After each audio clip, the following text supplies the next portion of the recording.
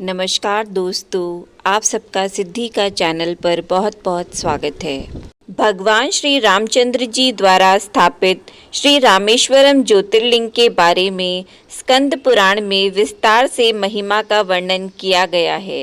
इस ज्योतिर्लिंग के स्थापना के बारे में कहा जाता है कि जब भगवान श्री राम लंका पर चढ़ाई करने के लिए पुल निर्माण करने जा रहे थे, तब उन्होंने समुद्र के तट पर बालू का शिवलिंग निर्मित करके उसकी पूजा अर्चना की थी। एक मान्यता यह भी है कि इस स्थान पर भगवान श्री राम जल पी रहे थे कि तभी आकाशवाणी हुई कि मेरी पूजा किए बिना ही जल पी रहे हो।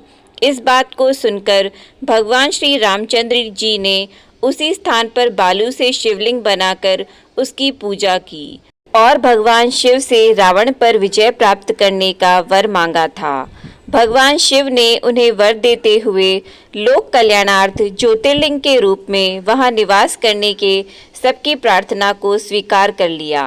तभी से भगवान शंकर वहां रामेश्वरम ज्योतिर्लिंग के रूप में स्थापित होकर लोगों को दर्शन देकर उनका कल्याण कर रहे हैं। एक अन्य कथा के अनुसार कहा जाता है कि जब भगवान श्री राम रावण का वध करके लौट रहे थे, तब उन्होंने समुद्र के पार गंधमादन पर्वत पर पहला पड़ाव डाला था। वहां बहुत से ऋषि मुनि वहां उनके दर्शनार्थ आए। उन सब का आव भगत करते हुए भगवान राम ने पूछा कि उनके ऊपर पुलस्त्य के वंशज रावण के वध करने का जो ब्रह्म हत्या का पाप लगा है, उससे कैसे निवृत्त हो सकते हैं। तब सभी ऋषियों मुनियों ने एक स्वर में कहा कि यहाँ शिवलिंग की स्थापना कीजिए, इससे ही ब्रह्म हत्या से मुक्ति मिलेगी। कहा जाता है कि उन्होंने यह बात स्वीकार करते हुए हनुमान जी को आदेश दिया कि वो कैलाश पर्वत जाकर वहाँ से शिवलिंग ले आएं। आज्ञा लेकर हनुमान जी तत्काल कैलाश पर्वत पर पहुँच गए, पर वहाँ शंकर भगवान को न पाकर वहीं बैठकर तपस्या करने लगे। कुछ देर बाद भगवान शंकर प्रसन्न होकर प्रकट हुए।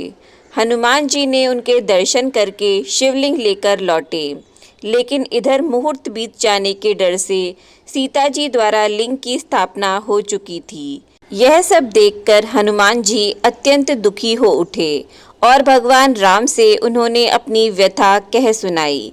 इस पर भगवान राम ने उनसे कहा कि यदि हनुमान जी चाहें तो इस लिंग को यहाँ से उखाड़कर हटा दें। यह सुनकर हनुमान जी अत्यंत प्रसन्न हो उठे और शिवलिंग को सब प्रकार से उखाड़ने लगे, पर वह लिंग टस से मस नहीं हुआ। उल्टा हनुमान जी धक्का खाकर एक कोस दूर मूर्छित होकर जा गिरे। माता सीता अपने प्यारे पुत्र हनुमान जी को खून में लथपथ देखकर उनके शरीर पर हाथ फेरते हुए विलाप करने लगी।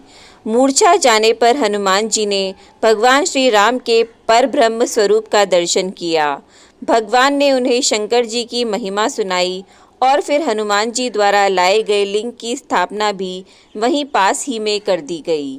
इस तरह हुई थी रामेश्वरम ज्योतिर्लिंग की स्थापना।